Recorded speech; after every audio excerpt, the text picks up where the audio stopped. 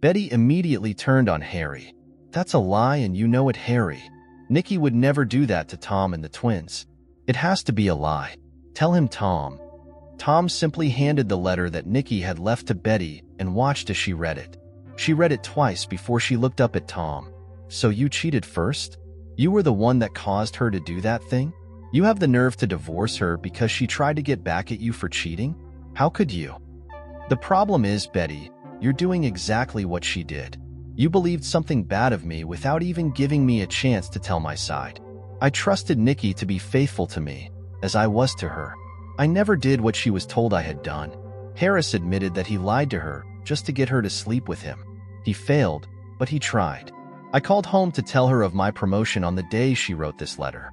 She was at the hotel with Harris when I called her. She was surprised I called from work because Harris had told her I was in the same hotel she was in, cheating with a woman named Phyllis. That was supposed to be part of the payback. Phyllis was on my development team. She was an employee of mine, not my lover.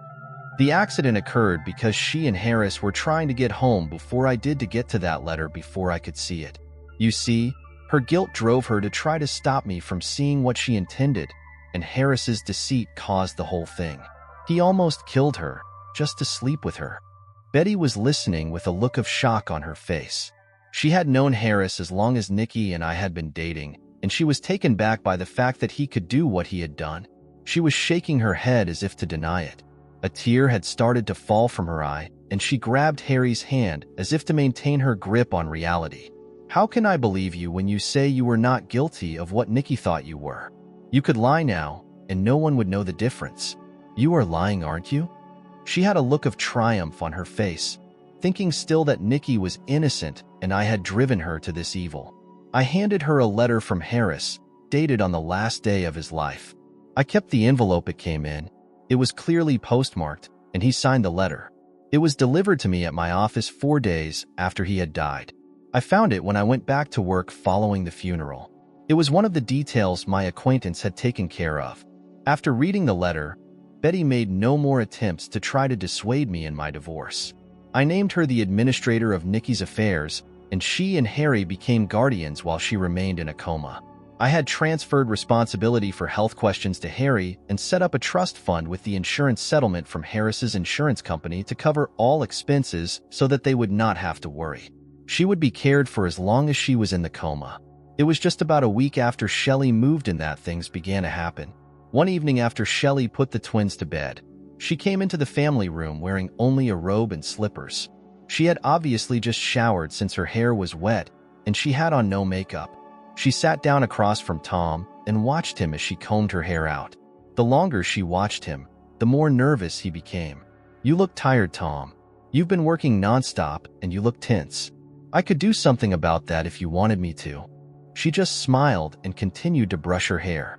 Her eyes, however, sparkled with something new. I guess I am beat. I could use a shower myself. It looks relaxing. I think I'll go up and take one now. Thanks for the suggestion. With that, he moved to the stairs while she watched him from lowered eyelids. Tom went into the master bath and looked at himself in the mirror. He saw a tired old man there, not a 34-year-old soon-to-be VP, and knew he had been working too hard on the expansion into Europe. He wanted that assignment for himself, so he had a goal. Well, he could at least relax since it was Friday night and he was off for the next 2 days. He shed his clothes and turned on the shower. Once the water was hot, he stepped in and let the water wash over him and take away the stiffness. It felt wonderful. He was hardly aware of the cold draft when the shower door opened and Shelley stepped in behind him. He had soap in his eyes and couldn't open them right away, but he felt her chest push into his back and her arms slide around his body. Her warm, soft body was pressed tightly to his as she laid her head on his shoulder and whispered into his ear. I have been waiting for you to invite me into your bed, but you have been the perfect gentleman. I decided to stop waiting. I want to help you the way you helped me. Let me do this for you, Tom. As she spoke, and he could feel the heat beginning to build in his belly, Tom rinsed his face and eyes and turned to her. I wanted you so badly, but I didn't want you to think that you owed me anything. I wanted to wait until you were ready. Are you sure you want this? I'm sure. Let's make you less tense right now, so that you can be a less than perfect gentleman later. I like less than perfect gentlemen better than perfect ones." She laughed a naughty laugh, and her eyes held promise of more to come. They dried each other after the shower, doing more rubbing than drying but generating enough heat to dry them both before they tumbled into the bed, holding each other tightly. He had recovered and was ready to pleasure her in wonderful ways, ways that had been denied for too long. He pulled her tightly against him.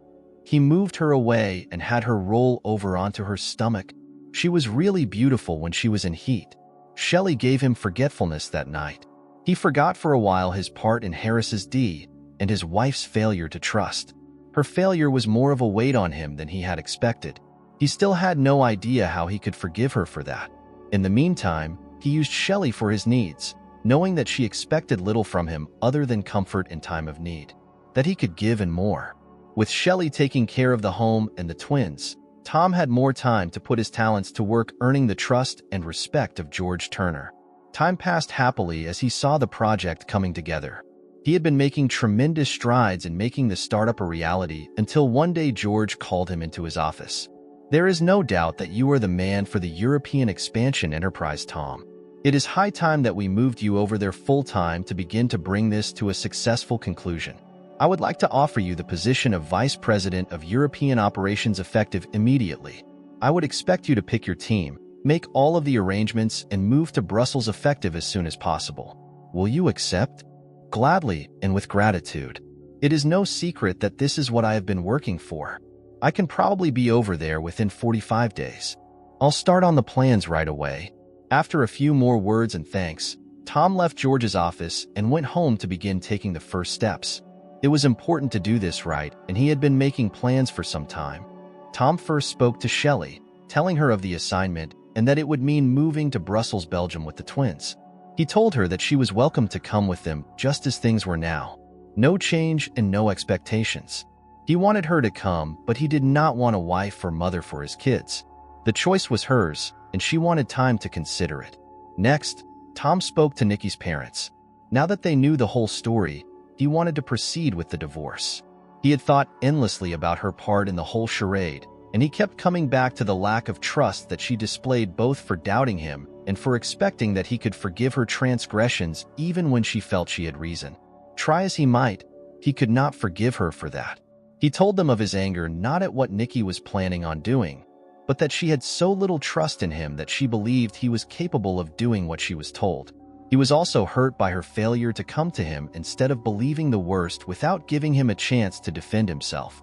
They both tried to convince him to reconsider until Nikki could speak for herself, but he refused, telling them that he had come to the decision after living with this for the last 3 months. He was going ahead, and he was moving to Europe as soon as he could get things in order. He had filed the divorce and would let the lawyers take care of the details. He told them he would make plans to have Nikki moved into a private nursing home where she would get the best care. He would continue to pay for her care as he had agreed. All they had to do was be available if needed. Once divorced, they would become her guardians. Of course, Betty and Harry were hurt that they would no longer be able to see the twins, but he promised to come back periodically and bring them with him. He also planned to send pictures often, and they could call from time to time. They would not be deprived of contact completely. He promised them that. Over the next 3 weeks, Tom initiated the divorce, sold his home with the proceeds going into a trust for Nikki, put most of the furniture into storage, and made the arrangements for Nikki's care. All was complete by the end of the month, and Tom was ready to make the move. Shelley had finally decided that she would stay and not move with him. She cried over the twins but couldn't see any future for her if she went with Tom, and Tom reluctantly agreed. Their arrangement was devoid of love, and they both knew it. He gave her some money, enough to get a new start, and wished her well. He would miss her. He went to the hospital to see Nikki. The first time he had been there since Harris was discharged, she looked the same as before. Serene, beautiful, with a smile that was almost mysterious. Betty had brushed her hair that day, and it lay on the pillow, shining like gold. He felt a lump form in his throat. Why had she done this thing? Why had she chosen to believe Harris rather than ask him for the truth? These things preyed on him as he watched her slow breathing. He loved her more than life itself, but without trust, he knew of no way to stay with her. Her loss of trust in him left him empty and alone, even with her there in front of him. He couldn't explain to anyone how he felt, but he felt it nonetheless. As he watched her slow breathing, the tears started and flowed freely for the next minutes. He let them come, shamelessly. He had put all of his feelings about what she had done and how he felt about it in a letter. In the letter, he talked of her loss of trust in him, his life before he met her and how trust was so important to him. And he spoke of his last conversation with Harris. He didn't say what Harris had told him except to say that he believed him when he described that day. He also told her about Shelley and how she had helped him with the house and the twins. He apologized for living with her, but told her that he needed someone since she had taken everything from him. He told her of the twins and how they were growing. He told her of his move to Brussels and his promotion. He told her of the plans he had made with Betty and Harry to care for her, and that he hoped she would someday regain her life. He poured his feelings into that letter and felt better afterwards. He left the letter on the nightstand beside her bed. It was addressed to her and sealed with a small elephant sticker, the ones that the twins loved to paste on their toys. It was inside a manila envelope that said simply, "For Nikki's eyes only." He stood up and, looking once more at her sleeping face, left. He was scheduled to depart from Newark, New Jersey on a flight to Brussels, Belgium. The flight would take about 9 hours total, and he wasn't looking forward to it. The twins would be a handful, and he wished that Shelley were coming along to help with them. He talked with a doctor who prescribed some antihistamines for them that should help to make them sleepy.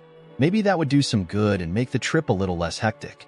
He finally arrived in Brussels with his sanity intact and was met by the man he had hired so long ago. He had found a wonderful place for them to stay, a nice little bungalow with a small garden, surrounded by a high block wall. It was his for the next 3 years and was paid for by the company. He had picked it out himself since it was close to the new site and convenient to the local daycare facility. He wanted the twins to be exposed to the local language and to the local customs. It would be a great learning experience for them. He sat in a very new European-style chair and looked out the window of his new flat. He could see the lights of Brussels spread out before him, and if he looked off in the distance, he could see the beltway around the city. He was pleased with things so far, but there was sadness in him that wouldn't go away. He knew what it was, but he was not going to recognize it or give it validation. He shrugged his shoulders and got up to see to the twins. They were so tired they had gone to bed without a whimper, so he had far too much time on his hands. But tomorrow was the first day of the rest of his life, or so the saying went. He would take it a day at a time. Betty sat in the hospital room with her daughter and knitted. She was working on a slip-over cardigan that she thought Nikki would love. She had already made sweaters for the twins and a scarf for Harry. She wondered if Harry would wear the scarf. He was always so warm that he needed very little. Oh well, it was the thought that counted. She knew that she should pack up the sweaters and get them ready for shipment to Belgium. The boys turned 3 years old this past month, and Tom had sent pictures of their birthday party. They were growing so fast, and they looked so much like their mother at that age. They certainly took after her. At the thought, she glanced over at Nikki, so still and so quiet. It had been 20 months, 13 days, and some odd hours since the accident, and Nikki had been in a coma for that entire time. The doctors still said she could wake up at any time, but Betty was beginning to accept the fact that her daughter was never going to be coming out of it. Harry had already said as much, but Harry was always the pessimist. She was beginning to agree with him, however, and it made her sad. She went back to her knitting and was humming a little tune that Nikki had always liked when she thought she heard something. She turned to glance at Nikki and was shocked to see her eyes open and moving around the room. Nikki had never opened her eyes since she had been in this room. Betty dropped her knitting and rushed to Nikki's bedside. She took her hand and watched as Nikki moved her eyes toward her. Her eyes focused. She was looking at her. "Nikki, Nikki dear, can you hear me? Can you say something? Say something, Nikki." She was squeezing her hand and looking wildly around for a nurse. She remembered the call button and reached out for it. She held her finger down on the button while she continued to talk to her daughter. "Nikki, say something, dear. Can you talk to me, baby? Say something, please." Nikki was trying to speak, but she was not able to do much except grunt. The sounds were soft and hardly audible, but they were sounds. She was trying. Betty dropped her hand and ran to the doorway, looking left and right for someone, anyone. She finally saw a nurse come around the corner. and she must have understood right away when she saw Betty waving and jumping up and down. She stopped, whirled around, and ran for the phone to call the doctor on call. Betty went back to the bed and saw that Nikki still had her eyes open and was still trying to make sounds. She screwed up her face and finally said, "W-H-E, W-H-E, where am I?" She was moving her head now, and she was looking at everything, trying to understand what she was seeing. She wouldn't recognize anything anyway since she had never seen this room when she was conscious. Still, she focused on Betty as she came back to the bedside, and she was able to reach out with her hand to take her mother's hand in hers. "Mom, what are you doing here? Where am I?" Her voice was getting stronger, and she was no longer disoriented. She was weak, pale, and much thinner than she had ever been, but she was awake. Betty could only look at her and cry. She couldn't say anything, but she clung to her daughter's hand and held it to her lips as she cried. Nikki was becoming frustrated by the lack of information, but she was too weak to do anything other than hold on to her mother's hand. This was enough to almost wear her out, but she held on. The doctor on call came running into the room and took one look at Nikki and yelled at the nurse trailing behind, "Get Dr. Edwards right away." He watched as the nurse left and turned to Nikki and Betty. He smiled and took his little flashlight out of his pocket and sat down on the bed beside Nikki. He flashed the light into her eyes and was pleased with the response since he grinned and said, "That's what we like to see. Good responses. How are you feeling? Any pain? Discomfort? Anything that feels strange or out of place?" Nikki looked at him and tried to speak several times before she was able to make sense. "Can you tell me where I am? Why am I here? Am I ill? Please, can you tell me what's happening? You were in a car accident, Miss Campbell. Do you remember anything about it? Can you recall what you were doing or whom you were with? Can you remember anything?" He watched her very closely as she tried to make sense of what she was just told. Nothing came to her at first, and then she closed her eyes for a minute, trying to think of what he had said that was odd. Oh yes, he had called her by her mother's last name. He probably didn't know any different. She tried then to remember an accident, but nothing came to mind. She would relax and let it come. "I can't remember any accident, but maybe it will come back to me. Oh, and my name is Nicole Preston. Campbell is my mother's name, but you can call me Nikki." She was already getting tired. "I am very tired. I think I just want to put my head down for a while if it's okay." With that thought, she dropped off into a deep sleep. Is she going back into a coma?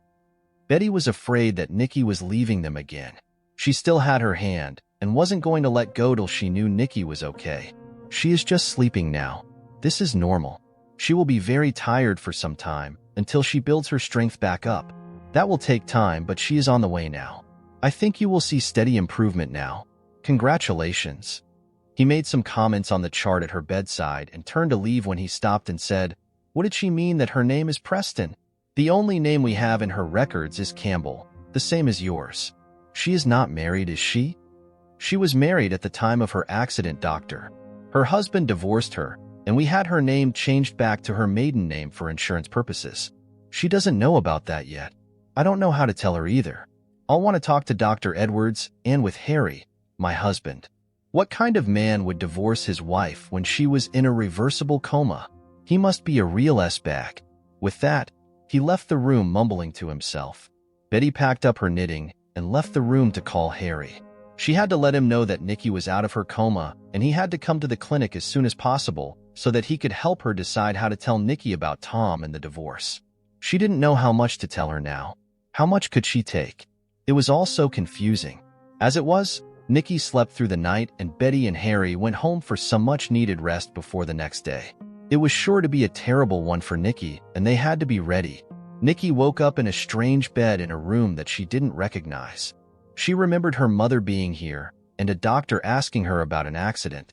She closed her eyes and tried to remember what had happened. She thought she remembered something, but it was fuzzy. She opened her eyes again and took inventory of her surroundings. She spotted a call button and pressed it.